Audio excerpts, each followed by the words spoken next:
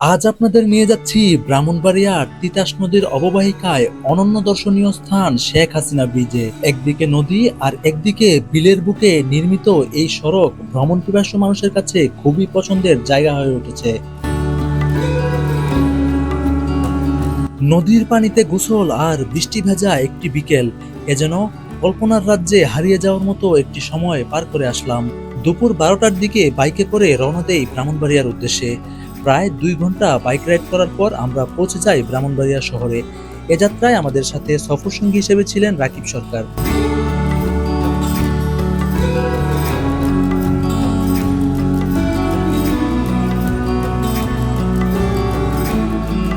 ব্রাহ্মণবাড়িয়া সদরে পৌঁছে প্রথমেই দেখা হয় আমার চাচাতো মামা আশিকের সাথে, যিনি বাংলাদেশ পুলিশে কর্মরত। ডিউটি থাকায় তিনি আমাদের সাথে শেখ হাসিনা ব্রিজ যেতে পারেননি। তাকে রেখে আমরা চলে যাই নদী আর বিলের পানি যেখানে মিশে একাকার হয়ে গেছে, সেখানে আমরাও যেন হারিয়ে যাই। বিকাল যত ঘনিয়ে আসছিল ততই দর্শনার্থীর সংখ্যা বাড়ছিল। দিনটি ছিল মেঘাচ্ছন্ন একটি দিন, মাঝে মাঝে একটুখানি রোদের দেখা মিললেও পরিবেশটা ছিল শীতল। স্বাভাবিকের চেয়ে অনেক বেশি বাতাস চতুর্দিকে বইছিল। যখন আমরা এখানে প্রবেশ করি ঠিক তখনই অঝরে নেমে যায় বৃষ্টি।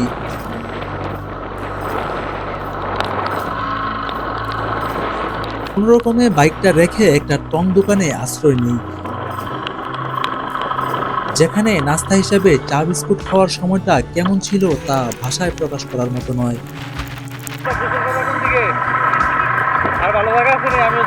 ঝুম বৃষ্টি, সেই সাথে ঝড়ো বাতাস, সামনে অথই পানিতে ভরপুর বিল, এক পাশে নদী। শুধু একবার কল্পনা করুন।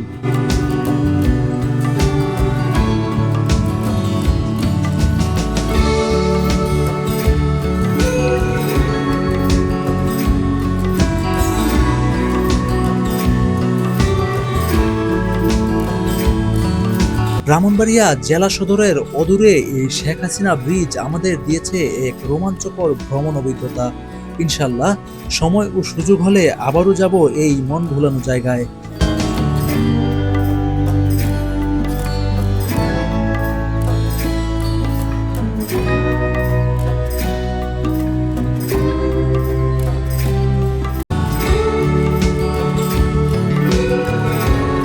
ফিরতে ফিরতে সন্ধ্যা ঘনিয়ে আসে। দৃষ্টিনন্দন একটি রেস্টুরেন্টের দেখা মিলে নবীনগর কণিকারা এলাকায়, যা ফেরার সময় একটি বিরতি দিতে আমাকে বাধ্য করেছে। সব মিলিয়ে বৃষ্টি ভেজা এই দিনের ব্রাহ্মণবাড়িয়া সফর আমার জীবনে স্মরণীয় হয়ে থাকবে। ইনশাল্লাহ দেখা হবে পরবর্তী ভিডিওতে। আসসালামু আলাইকুম ওয়া রাহমাতুল্লাহি ওয়া বারাকাতুহু।